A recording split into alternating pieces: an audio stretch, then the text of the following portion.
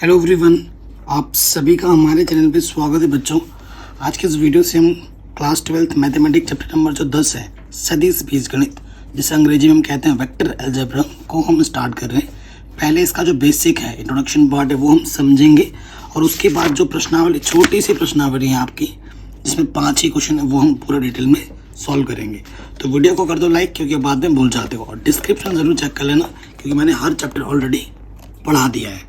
ठीक है, तो सदिश की अगर मैं बात करूं तो सदिश और अदिश राशियों के बारे में आप कक्षा 9 से पढ़ते हुए आ रहे हैं। ठीक है, ये कोई नई चीज़ नहीं है, तो मैं आपको पहले बताना चाहता हूं, और आपको नोट्स वगैरह यहाँ पर मिल जाएंगे। ठीक है, जाके चेक कर सकते हैं। तो सबसे पहले मैं बात करूं सदिश, एकदम सिंपल एक्सप्लेनेशन रखूंगा, ज़्यादा टफ कुछ नहीं है। ठीक है, सदिश को अंग्रेजी में कहते हैं वेक्टर। क्या कहते हैं? वेक्टर कहते हैं। तो सदिश राशि क्या होती है? सदिश राशियों में सामान्यतः 2 चीज होती है। ठीक है, उसमें परिमाण का पता होता है और दिशा का पता होता है। ठीक है, ऐसी राशि जिसमें परिमाण और दिशा दोनों का ज्ञान होता है उसे हम सदिश राशि कहते हैं। ठीक है, ऐसी राशि जिसमें परिमाण मतलब मान, वैल्यू, और दिशा कि किस दिशा में जा रहा है, ऊपर नीचे, ईस्ट वेस्ट, है ना, तो जिसमें परिमाण और दिशा दोनों का ज्ञान होता है ना, उसे हम सदिश राशि वेक्टर कहते हैं। और अदिश क्या होता है? अगर मैं बात करूं अदिश राशि की, ठीक है, अदिश राशि की अगर बात की जाए वो क्या होती है? परिमाण व दिशा में से किसी एक का ज्ञान होता है। एक का ज्ञान होता है।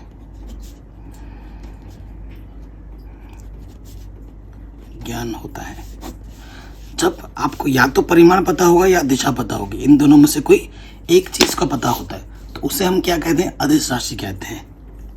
कोई दिक्कत, कोई परेशानी नहीं होनी चाहिए। ठीक है, अब कुछ उदाहरण दे देता हूं। जैसे सदिश राशि का उदाहरण देता हूँ, यहाँ पे मैं एग्जाम्पल लिख के बताता हूँ, और यहाँ पे भी इसका भी कुछ एग्जाम्पल ज़रूर दूंगा मैं।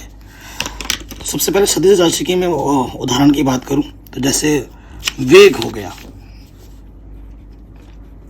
ठीक है, स्पीड, ठीक है ना। वेग में आपको दिशा भी पता होती है और स्पीड क्या होती है वो भी पता होती है। वेग हो गया, त्वरण हो गया, बल हो गया, ठीक है, फिर संवेग हो गया, ये सभी क्या हैं? सदिश राशियाँ हैं। सदिश राशियाँ क्या होती हैं? जिनमें हमें दिशा और परिमाण दोनों का ज्ञान होता है। और अदिश राशि कुछ भी ले लो, ऐसा चीज होगा जिनमें इनमें से किसी एक का ज्ञान होगा। जिनमें से किसी एक का ज्ञान होगा उसे हम क्या कहते हैं? अदिश राशि कहते हैं।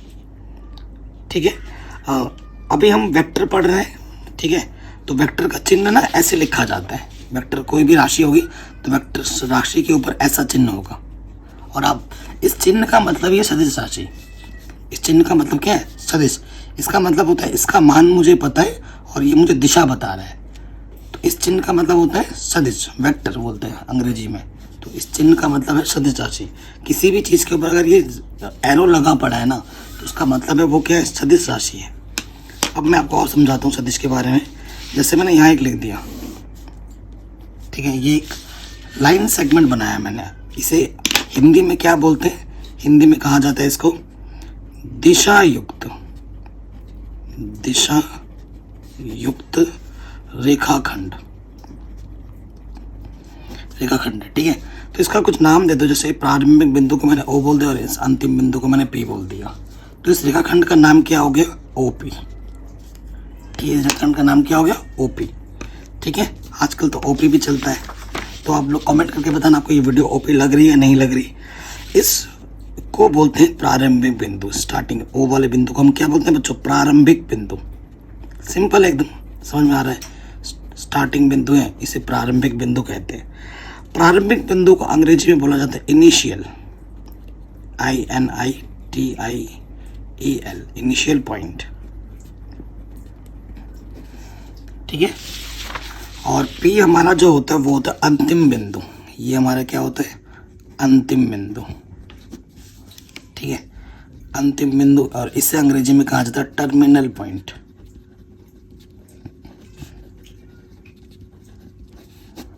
ठीक है, तो ये जो राशि है ओपी, ये जो रेखा, ये दिशा युक्त रेखाखंड है, एक सदिश राशि है। इसको हम लिखेंगे कैसे? इसको हम लिखेंगे इस तरीके से। ठीक है, इसको हम लिखेंगे इस तरीके से। कोई दिक्कत, कोई परेशानी नहीं है। ठीक है, इस ओपी का मतलब है ये क्या है, एक सदिश राशि है। ठीक है, अब परिमाण का, अगर इसका परिमाण की बात करना है ना, परिमाण क्या होगा इसका? अगर इसकी परिमाण की बात की जाएगी तो ऐसे लिखा जाएगा, ये मॉडुलस के अंदर परिमाण। ठीक है, वो कैसे निकाला जाता है वो तो आगे मैं आपको सिखाऊंगा। ठीक है, परिमाण जो मैंने अभी बोला ना, परिमाण को अंग्रेजी में कहते हैं मैग्नीट्यूड।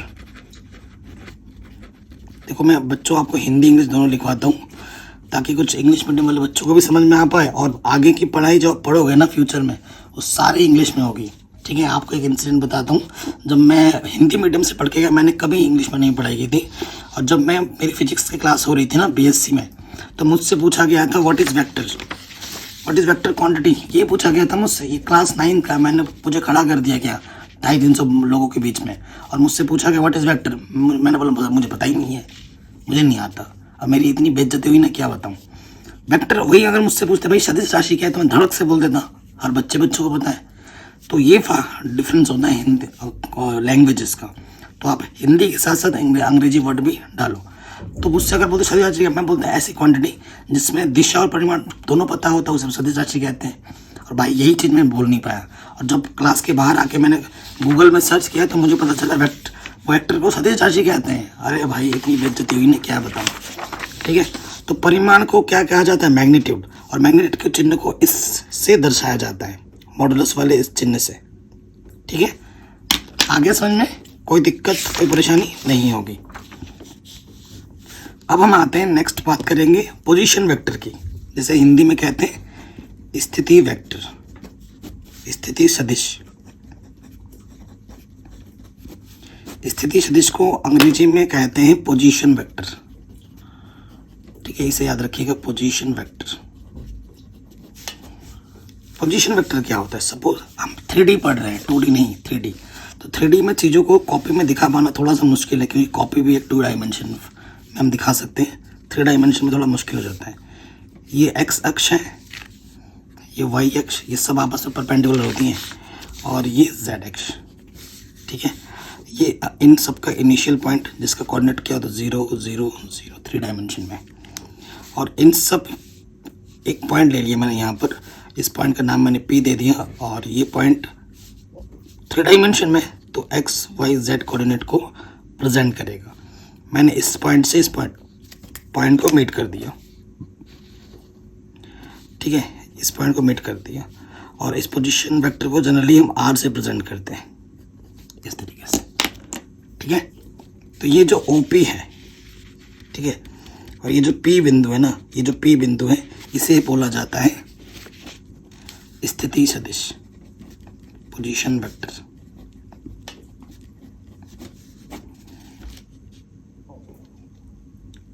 ठीक है, कोई दिक्कत? ये जो OP है ये हमारा क्या है? स्थिति सदिश है, जिसका प्रारंभिक बिंदु O है और अंतिम बिंदु P है। ठीक है, बिंदु P इसका क्या हो जाएगा? OP का स्थिति सदिश हो जाएगा। कोई दिक्कत नहीं है। अगर मैं बात करूँ ना, इसका मान क्या होगा अगर इसके परिमाण की बात नहीं करूँ OP, तो इसका सूत्र होता है अंडर रूट के अंदर X square, X Y Z है, X square Y square Z square, OP। ठीक है, डिस्टेंस बिटवीन 2 पॉइंट्स। ठीक है, ये चीज़ उसी से निकला है, ये OP। एक्स माइनस 0 का स्क्वायर प्लस वाई माइनस 0 का स्क्वायर जेड माइनस 0 का स्क्वायर, ऐसे निकालते हैं। ये चीज़ क्लास 11 में हमने पढ़ी हुई है, तो वहाँ से ये चीज़ आई है। ठीक है, कोई दिक्कत नहीं होगी, ये परिमाण मिलेगा। अब हम बात करेंगे दिक् कोसाइन की, कि दिक् कोसाइन क्या होते हैं। नेक्स्ट टॉपिक में लिख रहा हूँ दिक् कोसाइन। कोई भी चीज़ अगर एक बार में समझ में ना आए, 2 से 3 बार देखें कोई देर मैं थोड़ी ना वीडियो को डिलीट करने वाला हूँ, आराम से समझते हुए देखिए। दिक कोसाइन को अंग्रेजी में बोलते हैं direction cosines, direction cosine. DC भी शॉर्टकट में कहा जाता है, डीसी, ठीक है, डीसी। और दिक अनुपात को कहा जाता है डीआर, डायरेक्शन रेशियो शॉर्टकट में। तो हालांकि आपके एनसीईआरटी में ना बढ़िया करके बना रखा है चित्र। ये देखिए, ये जो फिगर है ना वो मैं प्रॉपरली बना भी नहीं पाऊँगा, ठीक है, अपने इसमें, लेकिन जो फिगर आप यहाँ से समझ सकते हैं, बहुत ही बेस्ट फिगर है, आकृति 10.3 में, ठीक है ना। यहाँ से देखना आप अपने समझने के लिए। सो मैं बनाता हूँ, मैं पहले चित्र बनाने की कोशिश करता हूँ, ठीक है, या बने हुए चित्र में ही देखो, चित्र बनाऊँगा टाइम वेस्ट होगा बहुत सारा। तो ये चित्र अभी अपने ध्यान से देखना। ये हमारा एक्स डायरेक्शन है, ये मेरा वाई डायरेक्शन, ये मेरा जेड डायरेक्शन, एक्स अक्ष, वाई एक्स, जेड एक्स। ये मेरा पोजीशन वेक्टर है पी, ठीक है। पी मेरा पोजीशन वेक्टर है, यहाँ से मैंने लंब डाला है, ठीक है, पी ओ, एक्स अक्ष से ये डाला मैंने, और इस ए से इस पी को मिलाया मैंने, ठीक है, ये देख रहे हो। अब देखो बच्चों, जब ध्यान से देखना, इस एक्स अक्ष और इस ओ पी रेखा में यहाँ से लेकर यहाँ तक का जो एंगल है वो अल्फा है। ध्यान से देखना बेटा प्लीज़। फिर इस वाई डायरेक्शन और इस ओ पी वाली रेखा में यहाँ पे जो कोण बन रहा है वो बीटा कोण है, और इस ओ पी रेखा और इस जेड डायरेक्शन में जो कोण बन रहा है उससे हम गामा कोण कहेंगे, ठीक है। मैं चित्र बनाता टाइम बहुत वेस्ट होता, आपके एनसीईआरटी में बहुत ही शानदार चित्र बना रखा है, ठीक है, आई बात समझ में। और ओ से लेकर पी तक को हम पोजीशन वेक्टर है हमारा, और इसे हम आर से प्रेजेंट करते हैं, आर वेक्टर से। यहाँ तक तो किसी को कोई दिक्कत नहीं होगी, ठीक है। अब आपके मन में आ रहा होगा सर ये दिक कोसाइन क्या होते हैं, ये दिक कोसाइन क्या होते हैं। जो सदिश हमारा ओपी, ये जो ओपी है ना, ओपी के जो अक्ष है हमारे पास, एक अक्ष क्या है बच्चों, ओ एक्स है, ओ वाई है, ओ जेड है, ठीक है। तो जो इनके सापेक्ष जो कोण बनता है ना, इसके सापेक्ष पहला कोण क्या बनेगा, कॉस अल्फा बनेगा। इसके सापेक्ष क्या बनेगा, कॉस बीटा बनेगा, और इसके सापेक्ष क्या बनेगा, कॉस गामा बनेगा। तो इन्हें कहा जाता है डायरेक्शन कोसाइन। अल्फा बीटा जो कोण बना रहे हैं तो उसके सापेक्ष cos alpha, cos beta, cos gamma कोण बनेगा, ठीक है। तो उसे हम कहते हैं डायरेक्शन कोसाइन। आप कहोगे सर कैसे आएगा कॉस अल्फा कॉस बीटा, तो वो भी मैं आपको दिखा सकता हूँ। देखो पहले दिखाते हैं कॉस अल्फा कैसे आएगा, ठीक है, फिर हम बात करेंगे कॉस बीटा कॉस गामा कैसे आएगा। फिगर मैं यहाँ नहीं बना रहा हूँ, फिगर आपको एनसीईआरटी से ही कंसीडर करना है।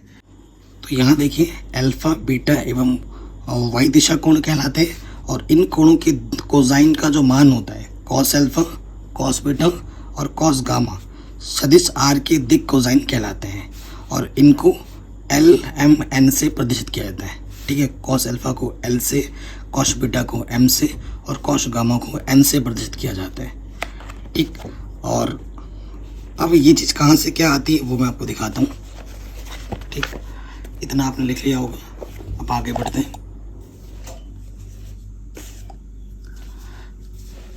देखो कॉस अल्फा को क्या कहा जाता है, एल, कॉस बीटा को कहा जाता है एम, एंड कॉस गामा को कहा जाता है एन, ठीक है, एल एम एन, ठीक।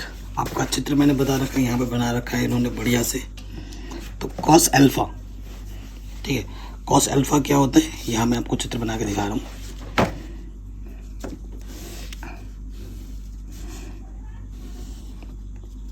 यहाँ वाला पी पॉइंट है, यहाँ ओ है, यहाँ पर एंगल अल्फा बन रहा है, और ये मेरा ए है, यहाँ 90 बनता है, ठीक है। जब इस वाले पॉइंट को, इस वाले पिक्चर को आप थोड़ा सा बड़ा बनाकर अलग ले लेंगे ऐसे, ठीक। अब देखिए कॉस अल्फा है ना, देखो कॉस अल्फा, देखो एंगल के सामने वाली लेंथ क्या होती है, लंब यानी कि परपेंडिकुलर। इसके 90 अंश के सामने वाली ये क्या होते हैं, कर्ण, और ये है आधार, ठीक है।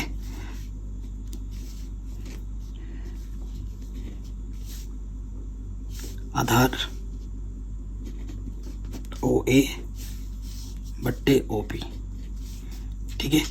ये एक्स एक्स की दिशा में ना, ठीक। तो इसका जो मान है यहाँ से लेकर यहाँ तक x लेते हैं। x दिशा में x काटा है क्योंकि P पॉइंट के अनुरूप ले रहे हो ना। पॉइंट क्या होता है कि कितनी दूरी पे x का मतलब है x डायरेक्शन में x दूरी कवर की उसने, फिर y डायरेक्शन में y और z डायरेक्शन में z, ये इसका मतलब होता है। और OP तो हमारे पास r है, ठीक है। तो हमें क्या लेना होता है, एक तो जो पता है और ये पता है। OP मेरे पास r है ना, तो इन्हीं को लेना होता है। तो मेरे पास कॉस अल्फा क्या हो जाएगा, इनके बीच रिलेशन लगाएंगे तो OA मेरा x है और OP मेरा r है, ठीक है। तो कॉस अल्फा क्या हो जाता है, x/r। सिमिलरली इसी प्रकार कॉस बीटा क्या होगा, y/r, और कॉस गामा कितना होगा, z/r। कोई दिक्कत, कोई परेशानी नहीं होगी, ठीक है। कोई दिक्कत, कोई परेशानी नहीं होगी। OP को जनरली हम r से प्रेजेंट करते हैं, यानी कि जो r होता है हमारे पास वो √x² + y² + z² होता है, ठीक है। अगर तुम r² करोगे तो यहाँ से दोनों तरफ स्क्वायर कर दोगे, यहाँ से रूट हट जाएगा, तो ये चीज़ है, ठीक है। ये भी हम यूज़ कर सकते हैं। अब एक रिलेशन होता है, ये तो हमारे D से तुम्हें मिल गया, डायरेक्शन कोसाइन मिल गया, दिक कोसाइन तुम्हें मिल चुका है, ठीक है। अब एक संबंध होता है, देखो बच्चों, L² + M² + N² का मान जो होता है वो 1 के बराबर होता है, ठीक है। कैसे, वो मैं आपको बता रहा हूँ। देखो आपको पता ही है, इसे हम L बोलते हैं, इसको हम M बोलते हैं और इसको हम N बोलते हैं। मान रख के देखो, L² M² + N² का मान रखो, तो L क्या है, x/r है ना। तो स्क्वायर करना है तो x²/r² होगा, इसका स्क्वायर करना है y²/r² होगा, n का स्क्वायर करना है z/r, z²/r² होगा। देखो नीचे r² है, ऊपर जुड़ जाएंगे, और अभी मैंने आपको दिखाया था इसका मान क्या होता है, r² होता है। तो r² = r², लेफ्ट साइड लिया था, राइट हैंड साइड आ गया।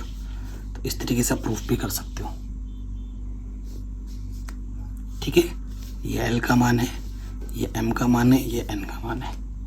कोई दिक्कत, कोई परेशानी नहीं होगी, ठीक है। अब हम आते हैं सदिशों के प्रकार में, टाइप ऑफ सदिश। इसको देखिए, नेक्स्ट टॉपिक है हमारा। बाकी जैसे जैसे प्रश्नावली हम आगे बढ़ेंगे, हम और भी चीज़ें सीखते जाएंगे। अभी जितनी ज़रूरत है 10.1 को करने के लिए उतना ही अभी हम सीख रहे हैं। चीज़ें बताने के लिए बहुत कुछ है, लेकिन वो समय के साथ साथ हम सीखते रहेंगे, ठीक है। यहाँ लिखते हैं नया टॉपिक, सदिशों के प्रकार।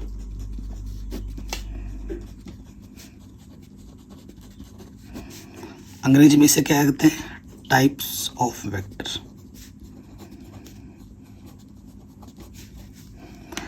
पहला जो टाइप है बेटा वो है बच्चों शून्य सदिश। अंग्रेजी में इसे कहते हैं जीरो या फिर नल वेक्टर, ठीक है। जीरो सदिश क्या कहलाता है, ठीक है। इसका परिभाषा क्या होता है, एक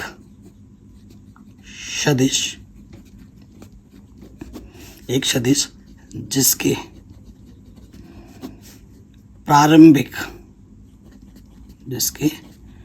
प्रारंभिक एवं अंतिम बिंदु संपाती होते हैं, शून्य सदिश कहलाते हैं,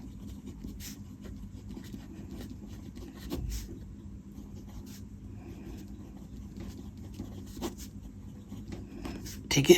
इसे जीरो वेक्टर, जीरो के ऊपर, ठीक है, या फिर ओ लिखो, जीरो लिखो, के रूप में इसे के रूप में दिखाते हैं। ठीक है, आगे समझ में। जैसे फॉर एग्जांपल एक वेक्टर है ए, तो ये जो वेक्टर है एक्चुअली ये जीरो वेक्टर है। ठीक है, ये शून्य सदिश है, एक के ऊपर दूसरा है, तो इसे हम क्या कहेंगे, शून्य सदिश, एग्जाम्पल। ठीक है, आगे समझ में, एक के ऊपर दूसरा है, ठीक है, तभी ये क्या है, शून्य सदिश है। नेक्स्ट आपका आता है बच्चों मात्रक सदिश। इस पर क्वेश्चन भी बहुत आएगा। मात्रक सदिश को अंग्रेजी में कहते हैं यूनिट वेक्टर।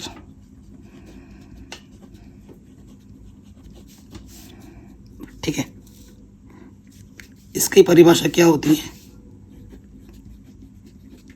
ऐसे सदिश जिनका मान एक इकाई हो, जिनका मान एक इकाई हो, मात्रक सदिश कहलाते हैं।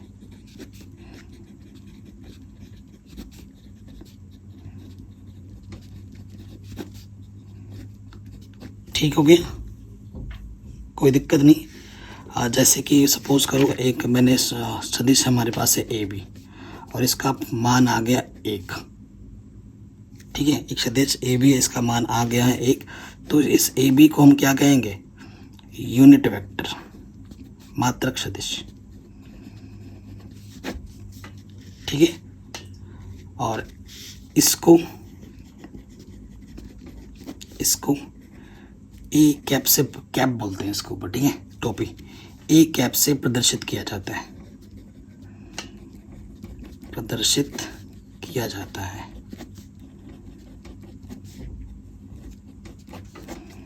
और इसका जो सूत्र होता है ना, ए कैप बराबर जो सदिश आपको दे रखी वो और उसके बट्टे में उसका परिमाण। ठीक है, ये इसका क्या होता है, सूत्र होता है मात्रक सदिश निकालने का। ठीक हो गया, कोई दिक्कत कोई परेशानी नहीं होनी चाहिए। आगे बढ़ते हैं, नेक्स्ट टॉपिक पे आ जाते हैं, वो है सह अदिम सदिश। ठीक है, नेक्स्ट टॉपिक है आपका सह अदिम। नाम भी अजीब है ना, सह अदिम सदिश, अंग्रेजी में सही नाम है इसका। इसे बोला जाता है को इनिशियल, अंग्रेजी में को इनिशियल वेक्टर। अब को इनिशियल वेक्टर क्या होता है मैं आपको समझाता हूं। दो या दो से अधिक सदिश जिनका प्रारंभिक बिंदु एक ही हो, उसे हम सदिश सह अदिम सदिश कहते हैं। मैं लिख भी देता हूं परिभाषा, दो या दो से अधिक, दो या दो से अधिक सदिश जिनका प्रारंभिक बिंदु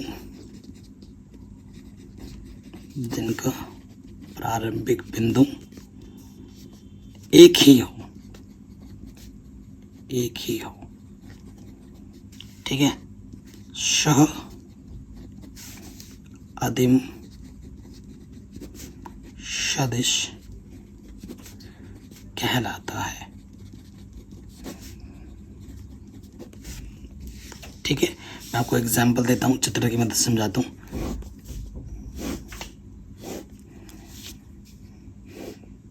ठीक है, ये मैंने ओ लिख दिया है, इनिशियल वेक्टर, ये ए है, ये बी है, ये सी है, ये डी है।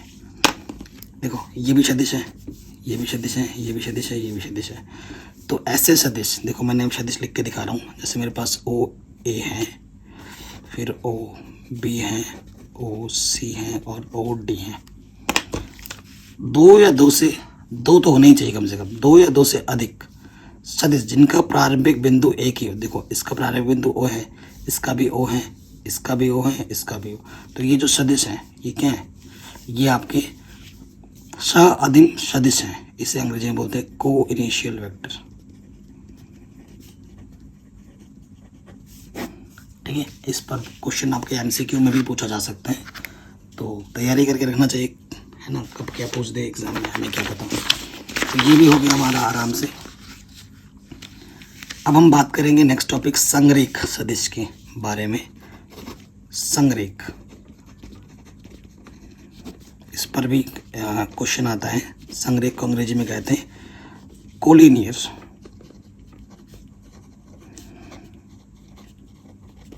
Collinear vector. अब कोलिनियर वेक्टर क्या होता है? देखो, दो या दो से अधिक सदिश एक रेखा के समांतर हो तो, जैसे सपोज करो एक सदिश ये है मेरा ए बी, दूसरा मैंने ले लिया यहाँ से सी डी। अगर ये समांतर है, ये और ये अगर समांतर है, तब उसे हम क्या कहेंगे? संरेख सदिश कहेंगे। ठीक है, तब इसे हम क्या कहेंगे? संरेख। या दो से अधिक भी हो सकता है, दो सदिश से भी ज़्यादा ले लो, इसे बोल दो ई एफ।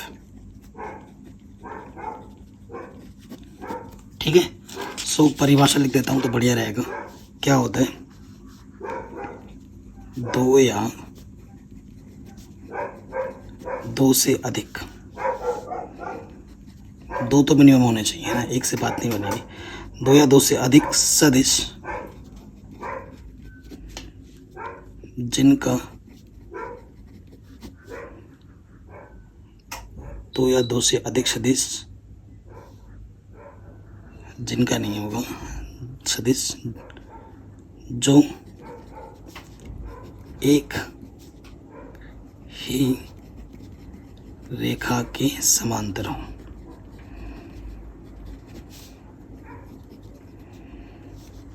ठीक है, तो उनको संरेख सदिश कहा जाता है।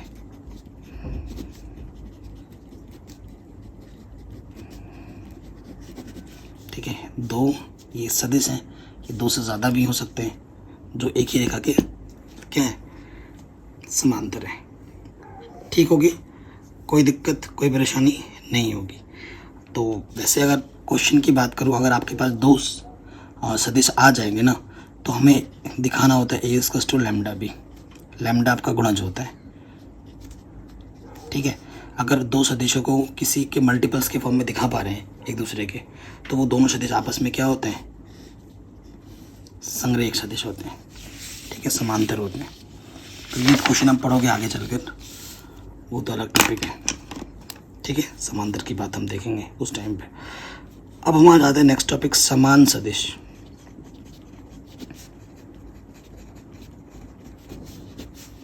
समान सदिश को अंग्रेजी में बोलते हैं इक्वल वेक्टर्स।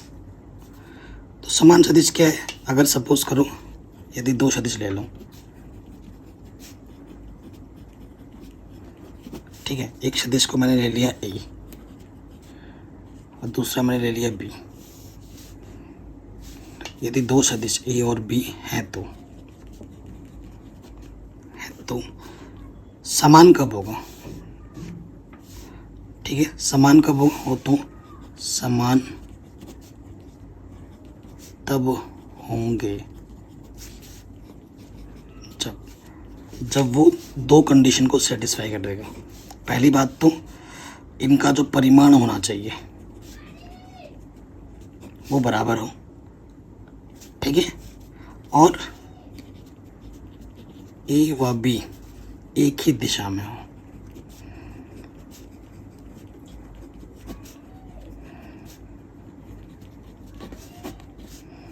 दो चीज़ें होनी चाहिए, उनके परिमाण के मान बराबर होंगे और वो दोनों के दोनों सदिश एक ही दिशा में होंगे, तब जाके वो दोनों सदिश क्या कहलाएंगे? समान सदिश कहलाएंगे, अन्यथा नहीं। ठीक, लास्ट हमारा आ रहा है ऋणात्मक सदिश। ऋणात्मक सदिश, ये ऋणात्मक सदिश क्या होता है वो देख लीजिए। जैसे मैंने लिखा है यहाँ पर ए बी। ठीक है, ये ए बी इस दिशा में जा रहा है, तो अगर मैं इसको कर देता हूँ बी ए, तो ये डायरेक्शन चेंज हो जाएगी, तो ये इसका ऋणात्मक सदिश हो जाएगा। ठीक है। अगर ये इस दिशा में जा रहा है और दूसरा इस दिशा में आ रहा है तो वो उसका ऋणात्मक सदिश है। सपोज करो ये ए बी है, ये ए ये बी है, ठीक है, और ये इस तरफ लिख दिए हैं तो इसका मतलब है ये बी ए है, बी से ए की ओर जा रहा है। इसका मतलब क्या है, ये ए बी, और इसका मतलब क्या है, बी ए, बी से ए की तरफ जा रहा है और ये ए से बी की तरफ जा रहा है। तो ये एक दूसरे के क्या है, ये है आपके ऋणात्मक सदिश। चीज़ वही है, बस डायरेक्शन अलग है।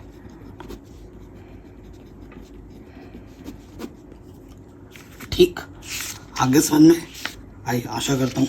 अभी तक जितना भी मैंने आपको बताया होगा वो आप आराम से समझ चुके हैं।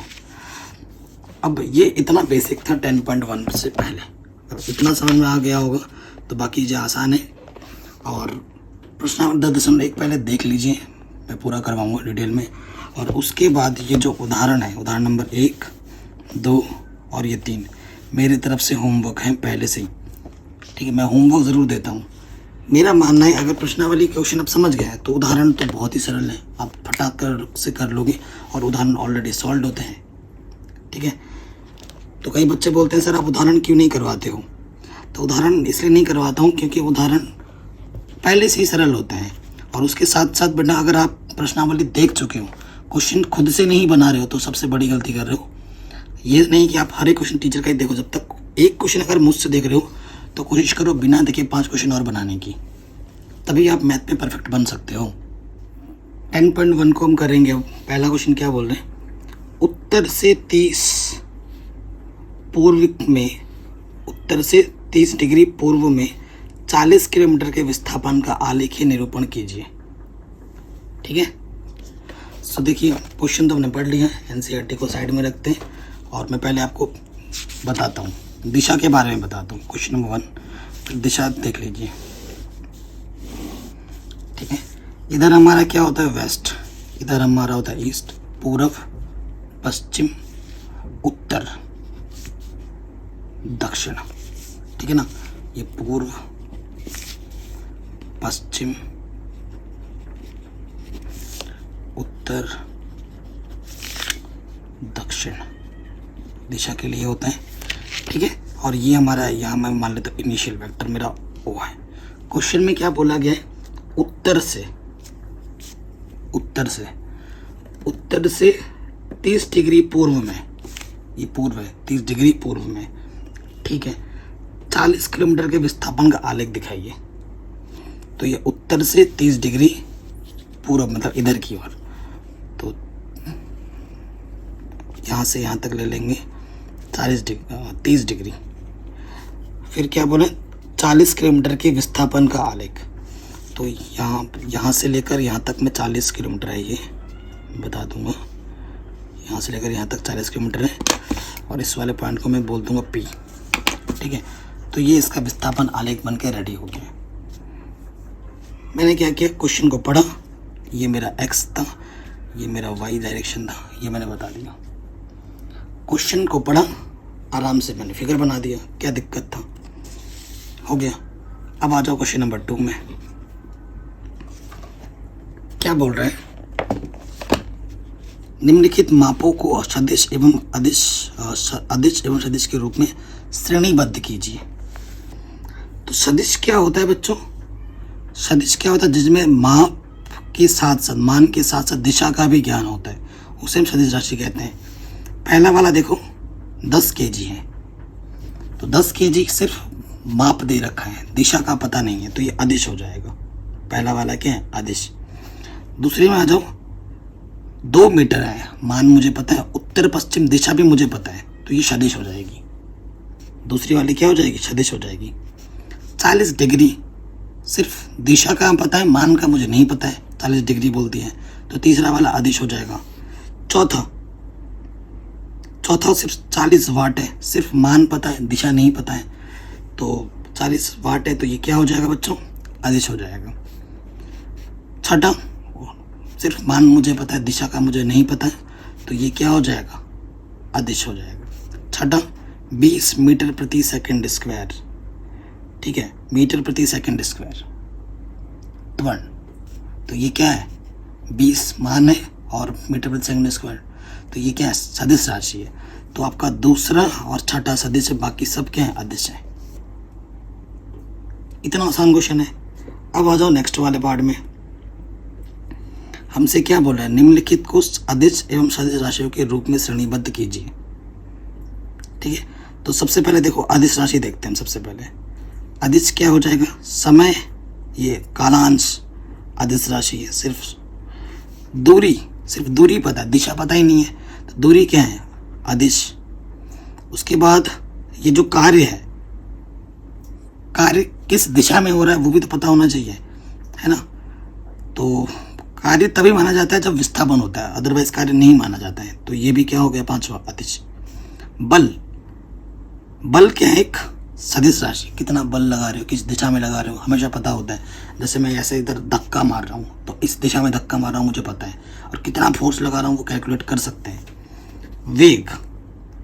वेग स्पीड, जब तुम गाड़ी चला रहे हो तो स्पीड दिखता है, कितना स्पीड से चल रहा है और किस दिशा में चल रहा है वो भी तुम्हें पता होता है।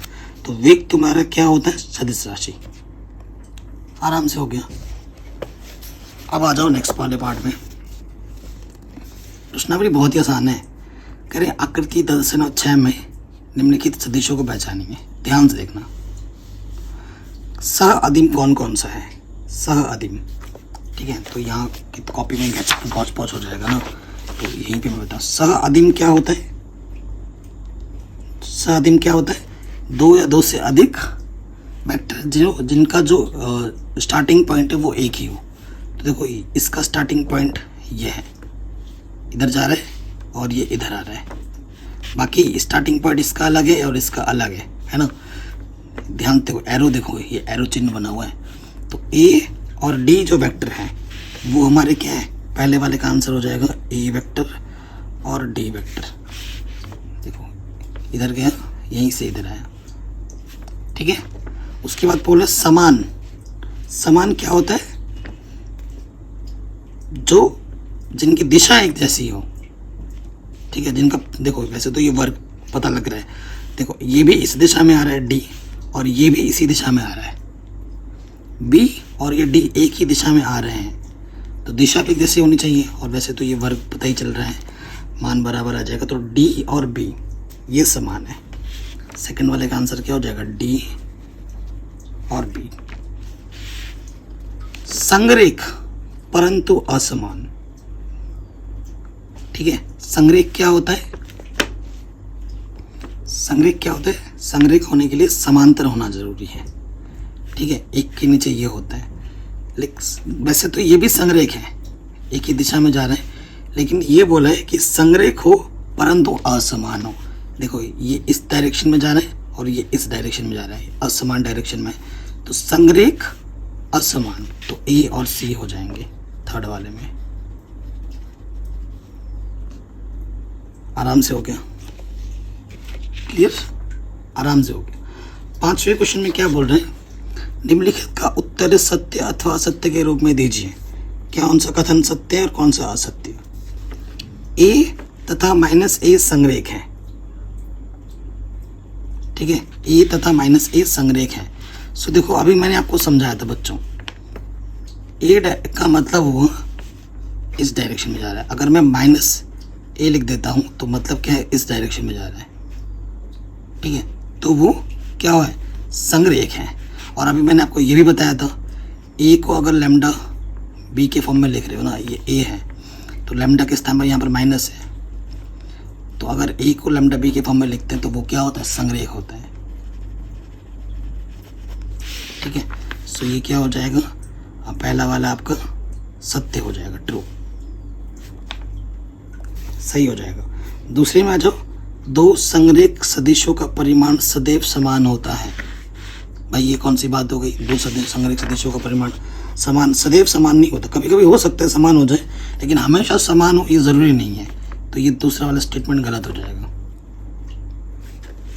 समान परिमाण वाले दो सदिश संरेख होते हैं, ये भी गलत है। ठीक है, समान परिमाण वाले दो सदिश संरेख होंगे जरूरी नहीं है। परिमाण का मतलब ऐसे सदिश जिनके परिमाण, देखो एक सदिश मैंने यहाँ लिख दिया i + j। ठीक है, मैं आपको परिमाण भी निकालना सिखा देता हूँ ना बच्चों, आप लोग कन्फ्यूज़न में रहेंगे सर परिमाण कैसे निकालते हैं। जैसे मैंने एक सदिश ले लिया ए, इसका मान लिख दिया मैंने i + 2j + 3k, ये सब आगे आने वाला है ना, तो इसका परिमाण मुझे अगर निकालना है तो क्या करते हैं, i का जो गुणाज है 1 का वर्ग, j का जो गुणाज है 2 का वर्ग, कभी कभी माइनस में आएगा तो वो कर देंगे, फिर 3 का वर्ग, तो ये हो जाएगा 1 + 4 + 9, तो √14 ऐसे निकाला जाता है। देखो ये एक ए है, मैं एक दूसरा ले लेता हूँ जैसे 2i + j + 3k, इसका भी तुम अगर परिमाण निकालोगे तो √14 आएगा। ठीक है, ये सदिश और ये सदिश अलग अलग हैं लेकिन इनके परिमाण सेम है। क्या ये सदिश और ये सदिश संरेख हैं? बिल्कुल नहीं है, क्योंकि ए को लैम्डा बी के तुम ला ही नहीं सकते, कुछ ओवरनिष्ठ नहीं है ना। परिमाण सेम है परंतु दोनों सदिश अलग अलग हैं और ये संरेख भी नहीं है। तो ये बोला समान परिमाण वाले दो सदिश संरेख होते हैं, गलत, ये कभी नहीं हो सकता। फिर क्या बोल रहे हैं, समान परिमाण वाले दो संरेख सदिश समान होते हैं, भाई ये भी गलत है। ठीक है, समान परिमाण वाले दो संरेख सदिश समान कैसे हो जाते हैं? देखो यही तो एग्जाम्पल है, इसका परिमाण और इसका परिमाण समान है, तो क्या ये सदिश और ये सदिश समान है? बिल्कुल नहीं, ये अलग सदिश है, ये अलग सदिश है ना। यहाँ i का गुणज 1 है, यहाँ i का गुणज 2 है, तो कैसे समान है? अलग अलग हो गए, तो तीसरा वाला और चौथा वाला भी गलत हो जाएगा। तो पहला वाला सही था, बाकी तीनों आपके गलत हैं। अब बाकी सारी चीज़ें हम पढ़ेंगे, सदिशों का योगफल, टॉपिक वगैरह ये सब नेक्स्ट वीडियो में। ठीक है, चैप्टर बहुत ही आसान है, बस बेसिक कॉन्सेप्ट हमें अच्छे से आने चाहिए। चैप्टर प्रश्नावली बहुत ही आसान है। ठीक है, मिलते हैं आपसे नेक्स्ट वीडियो में, डिस्क्रिप्शन ज़रूर चेक कर लें।